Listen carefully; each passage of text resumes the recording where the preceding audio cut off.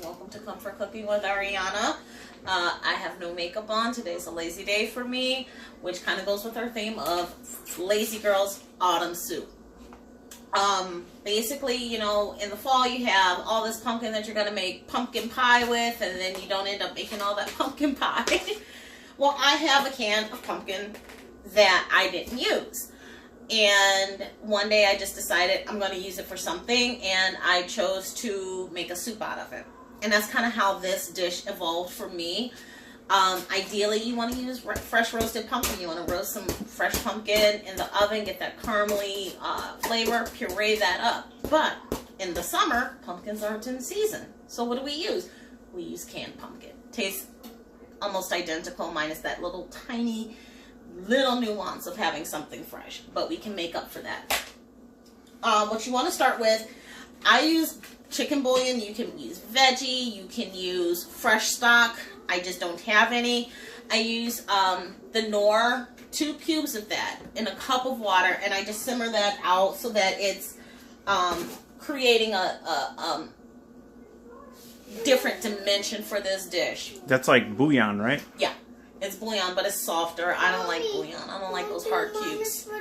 You want to be my little helper? All right.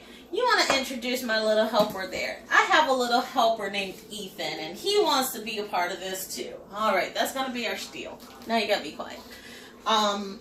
So I've already kind of simmered the bouillon cube. I'm just going to add the pumpkin to it. This is so simple. It's so easy. You can have a fresh autumn soup in no time flat.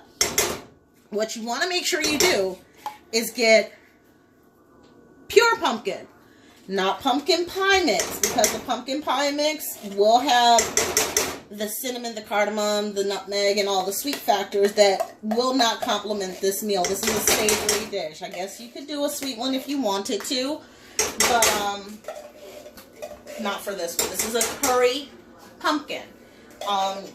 I don't like the curried pumpkin with the coconut. I'm not a big fan of coconut flavors in my food.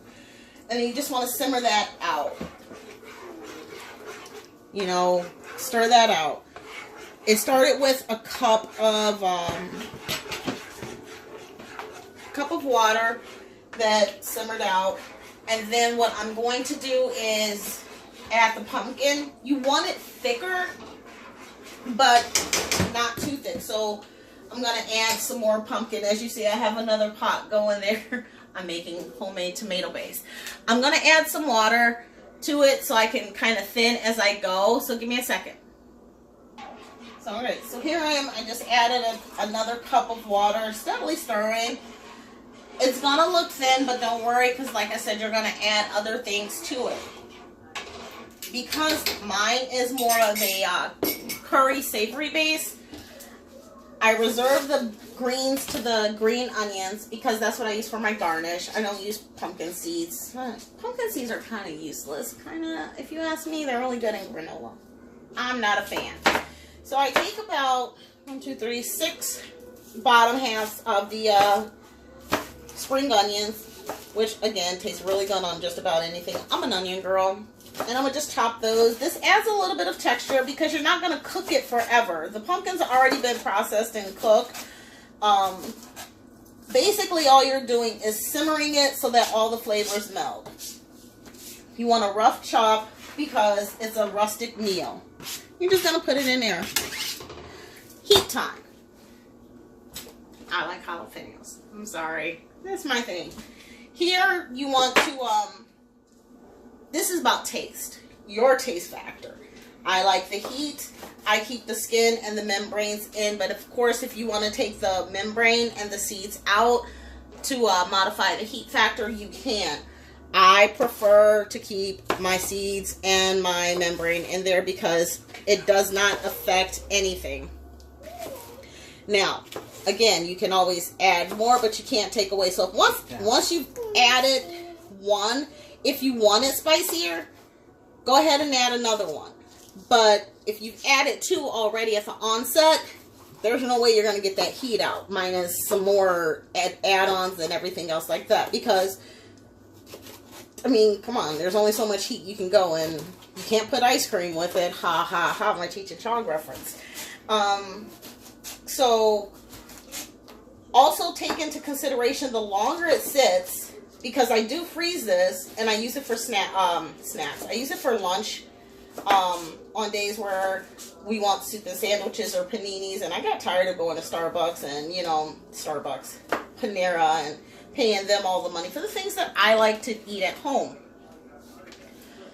So I'm just, you know, giving the one jalapeno a chance to melt. It will take on more heat as it sits, as it freezes, if you reheat it. What you're going to do after that is you're just going to let it simmer for about 5 minutes. Let some of it break down a little bit on a medium heat. You're going to let that break down, some of the flavors meld, and then you're going to add your seasonings. And as far as seasonings, you're going to add curry, ginger, and cumin. And then when you finish it off, when you know it's ready, you're going to add like a dollop of sour cream to add a creamy factor to it.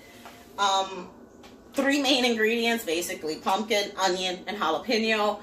The seasonings, because the bouillon already has salt in it, you don't really need to add salt. The pepper has the heat, so you don't need to add pepper. All you need is cumin for that smoky flavor, and the curry for that umami. Okay, so give me a minute, I'll be right back. Alright, so once it starts bubbling, take your heat down, because otherwise you're going to end up with these like little mini volcanoes. For the ginger is such a potent seasoning herb root that you don't really want a lot.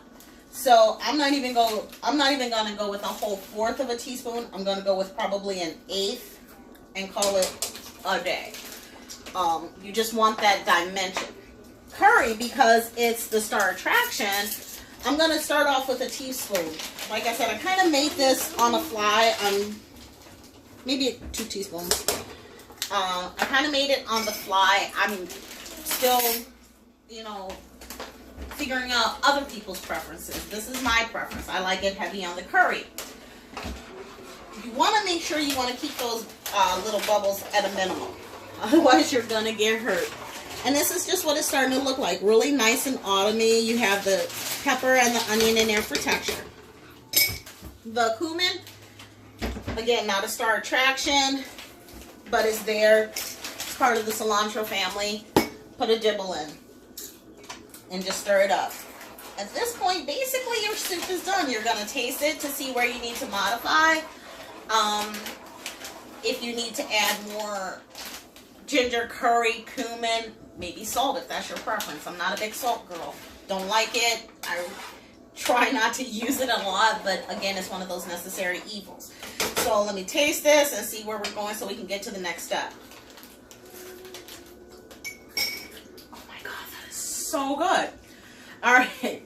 I don't really need to add anything for other people's preferences, but I'm going to add like a sliver more of jalapeno for my preference. Like I said, I like the heat.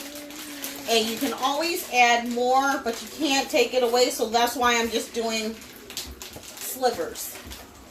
And you're just going to kind of work that in there for your preference, however much you like. I started this recipe off with 2 jalapenos. It was a little much at the end. So I, you know, I'm like, okay, well, when you're dealing with a soup like this, do realize that you're going, oh, I already put my lips on that. Do realize you're going to be making this for sandwiches. It's a dunker. What you don't realize is how it complements, thank you, how it complements the sandwich. So you can use it with a turkey and cheese panini with apple slices. I like the apple slices dipped into the pumpkin and the curry. It sounds like it's not gonna mix. It matches. It's a perfect combination of the two.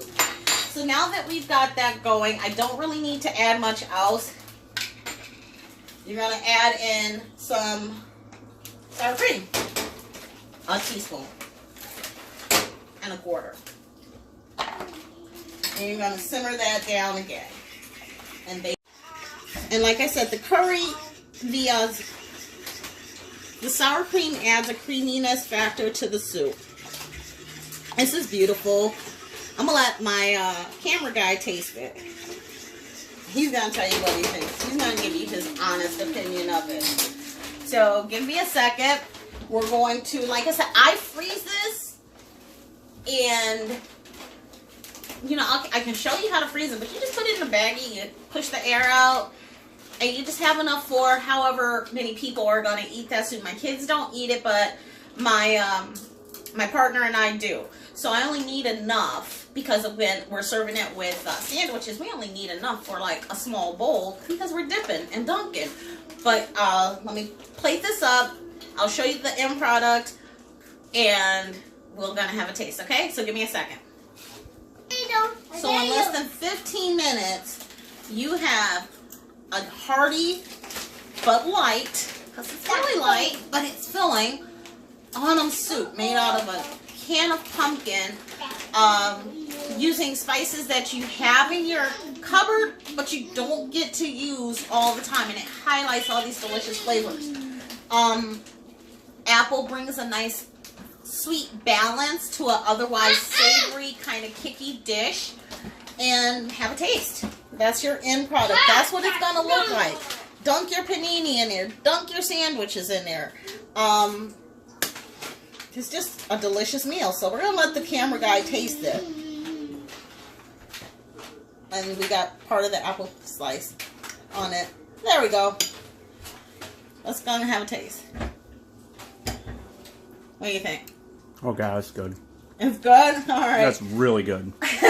So, 15 minutes, less than 6 items. Again, I try to use everything in my cupboard. I don't like having to go out to eat when I can create it. I don't like processed foods, so I won't go and buy a single soup when I can put in exactly the ingredients that I want in it. I have that control because I like to modify what goes into my family's tummy. So, if you like the video, try the recipe, give me a thumbs up, subscribe, share it with a friend, leave me some feedback, alright? I'll see you next time.